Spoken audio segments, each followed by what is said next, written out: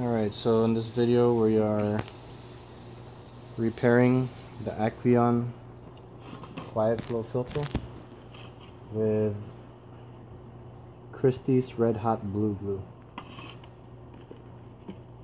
Tried it earlier and I found out that this PVC glue fuses the plastic together. This is for when the clip part of it breaks right there and it won't stay up anymore.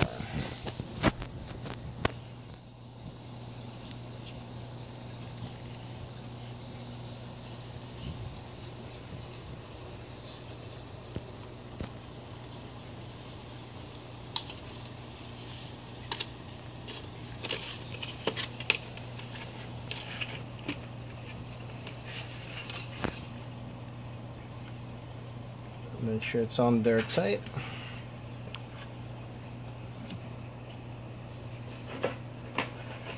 This is another filter that I fixed. Basically, it's fused on there, and then I just gotta water test it.